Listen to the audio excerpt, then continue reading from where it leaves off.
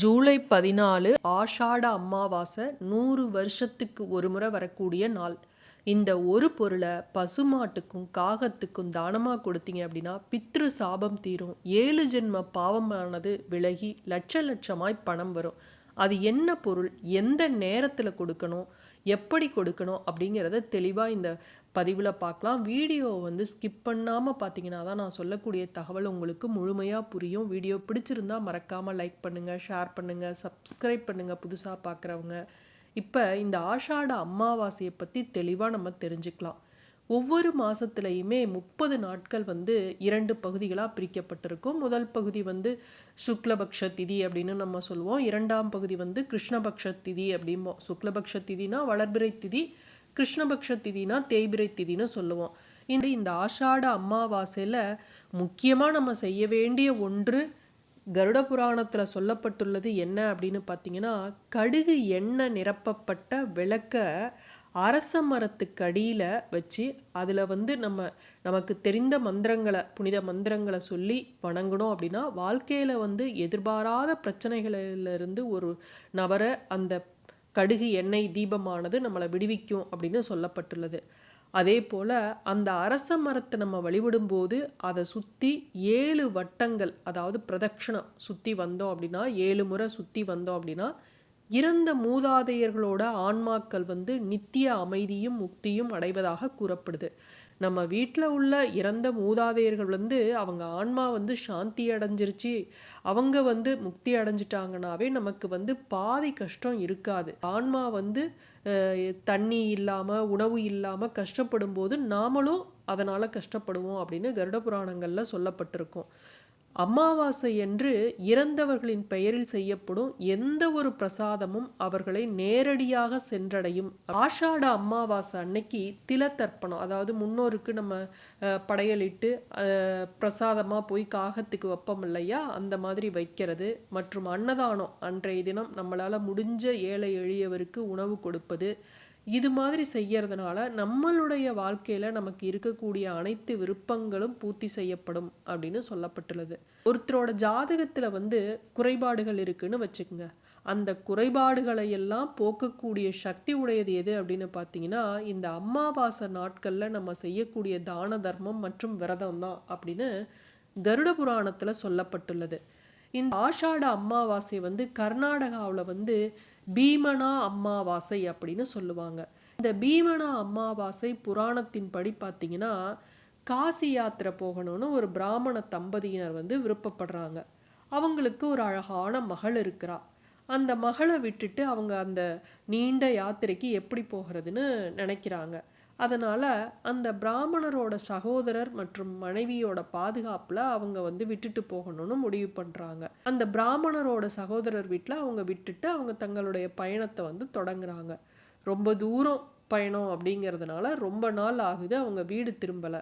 சூழ்நிலையை பயன்படுத்திக்கிட்டு அந்த பிராமணரோட பேராசை கொண்ட சகோதரனும் மனைவியும் காசு பணத்துக்காக, செல்வத்துக்காக அந்த இளம் பெண்ணை இறந்த இளவரசருக்காக திருமணம் செய்யணும்னு முடிவு பண்ணுறாங்க. அது ஒரு சில சம்பிரதாயத்துக்காக, ஒரு சில காரணங்களுக்காக அந்த திருமணத்தை செய்கிறாங்க. திருமண சடங்குகளுக்கு பிறகு ராஜா, மணமகள் மற்றும் ராஜாவின் வீரர்கள் இவங்கெல்லாம் பாகிரதி நதிக்கரையில் இருக்கக்கூடிய இடத்துக்கு இறுதி சடங்குகளுக்காக இளவரசரோட உடம்பை எடுத்துக்கிட்டு போகிறாங்க. திடீர்னு மழை வந்துடுது. அதனால் அந்த தகன சடங்குகள் எல்லாம் தடைபட்டுடுது. காட்டில் போய் விட்டுட்டு அந்த சிறுமியையும் அப்படியே விட்டுட்டு மக்கள், ராஜா எல்லாருமே போயிடுறாங்க. அந்த சிறுமி அந்த காட்டிலேயே இருக்கா. அவள் இருந்தாலும் நம்பிக்கையை இழக்கலை. அன்றைய தினம் அமாவாசை அப்படிங்கிறதுனால அந்த இறந்த கணவனுக்காக காளிகாம்பா அப்படின்னு அழைக்கப்படும் 2 விளக்கு போன்ற அமைப்புகளை உருவாக்கி அதில் தன்னுடைய பெற்றோர்கள் கற்பித்த அமாவாசை விரதத்தை தொடங்குறா. அங்கே இருக்கக்கூடிய எறும்பு, காகத்துக்கு உணவை வைக்கிறா. அங்கே இருக்கக்கூடிய பழம் இதெல்லாம் பறித்து அவளால் முடிஞ்சதை விரதம் இருந்து அந்த உணவை வைக்கிறா. அப்போ அந்த வழியாக போன ஒரு தம்பதியினர் சிறுமியோட பிரார்த்தனை மற்றும் செயலை பார்த்துட்டு அவகிட்ட என்னன்னு விசாரிக்கிறாங்க. அவ தன்னோட கதையை சொல்கிறா. அதற்கு பிறகு அவள் பூஜையெல்லாம் முடிச்சுட்டு அவங்களோட கால்களை தொட்டு ஆசீர்வாதம். அப்போ தெரியாமல் அந்த தம்பதியினர் தீர்க்க சுமங்கலி பவ அப்படின்னு ஆசீர்வாதம் பண்ணிடுறாங்க.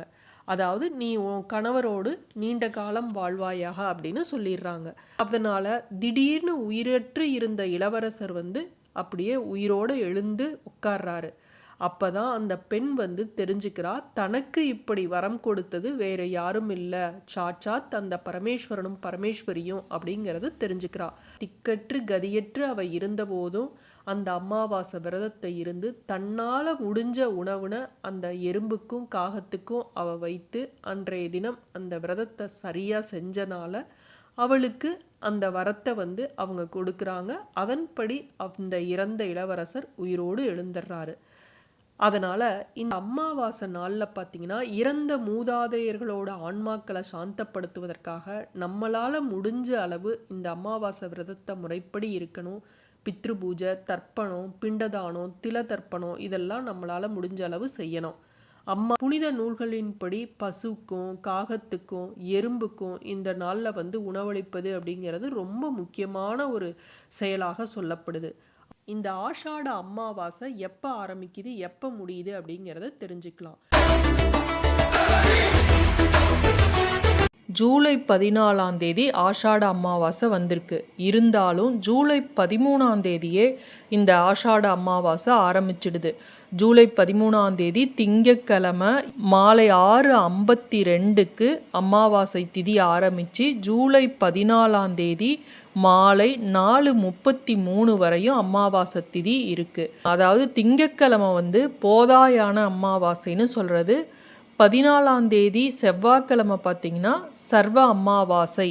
இந்த ஆணி மாதத்தில் வரக்கூடிய அமாவாசையை ஆஷாட அமாவாசை அப்படின்னு சொல்லுவோம். இந்த ஆணி மாதத்தோட இந்த உத்தராயண புண்ணிய காலம் முடியுது. இந்த உத்தராயண புண்ணிய காலம் அப்படிங்கிறது தேவர்களுக்கு பகல் பொழுதாக இருக்கக்கூடிய ஒரு நேரம். இந்த ஆணி மாதத்தில் வரக்கூடிய இந்த ஆஷாட அமாவாசை அப்படிங்கிறது மிக சக்தி வாய்ந்தது. இதை வந்து நம்ம பயன்படுத்திக்கணும். இன்றைய தினம் ராகு காலம் பார்த்திங்கன்னா ஈவினிங் தான் வருது. 3 மணிக்கு ஆரம்பித்து 4:30 வரையும் இருக்குது. யமகண்டம் காலையிலேயே வருது. 9 மணிக்கு ஆரம்பித்து 10:30 மணி வரையும் இருக்குது. இப்போ நம்ம விரதம் இருந்து படையலிட்டு முன்னோர்களுக்காக சாமி கும்பிட்டு நம்ம காகத்துக்கு உணவு வைக்கிறோம் அப்படின்னா காலையில் 9 மணிக்குள்ளே கும்பிட்டுடுங்க. ஏன்னா 9 மணிக்கு யமகண்டம் ஆரம்பிக்குதுன்னு சொன்னேன் இல்லையா, அதனால். இல்லை அந்த நேரத்துக்குள்ளே என்னால் செய்ய முடியல அப்படிங்கிறவங்க 10:30 மணிக்கு மேலே நீங்கள் எப்போ வேணாலும் சாமி கும்பிடலாம். சரி, அன்றைய தினம் காகத்துக்கு என்ன கொடுக்கணும் அப்படின்னா, நம்ம இந்த செவ்வாய்க்கிழமை அப்படின்னாவே அங்காரகனுக்குரிய நாள். இந்த செவ்வாய்க்குரிய தானியம் எது அப்படின்னு பார்த்தீங்கன்னா துவரம்பருப்பு. நம்ம எப்படியுமே அன்றைய தினம் சாம்பார் வைக்கிறதுக்கு நம்ம துவரம்பருப்பை யூஸ் பண்ணுவோம். நம்ம காகத்துக்கு வந்து இந்த பருப்பு, சாம்பார், பொரியல் எல்லாம் கலந்து தான் உருண்டையாக கொண்டுட்டு போய் வைப்போம். அதனால் இந்த துவரம்பருப்பு சாம்பாரை ஊற்றி அதோட வந்து நம்ம எள் கலந்து அமாவாசைக்கு வைக்கிறது நல்லது. இதுதான் நம்ம எல்லாருக்கும் தெரியும். பசுமாட்டுக்கு அன்றைய தினம் அகத்திக்கீரை வாங்கி கொடுங்க. இன்றைக்கி முடிந்தவர்கள் இல்லாத ஏழை எளியவருக்கு துவரை இருக்கு இல்லையா, முழு துவரை அல்லது துவரம் பருப்பு. ஏன்னா இன்றைய தினம் செவ்வாய்க்கிழமை அப்படிங்கிறதுனால நான் ஏற்கனவே சொன்ன மாதிரி செவ்வாய்க்கு உரிய தானியம் துவரம்பருப்பு. இதை வாங்கி கொடுக்கறதன் மூலமாக நமக்கு முருகப்பெருமானோட அருள் கிடைக்கும். இந்த செவ்வாய் அங்காரகனுக்கு அதிபதியே முருகப்பெருமான் தான். அதனால் இதை வாங்கி கொடுக்கறதன் மூலமாக நம்ம முன்னோர்கள் ஆசையும் கிடைக்கும், முருகப்பெருமானோட ஆசையும் கிடைக்கும். சில விசேஷ தினங்களில் நம்ம செய்யக்கூடிய தானமானது பல மடங்கு புண்ணிய பலனை நமக்கு பெற்றுத்தரும்.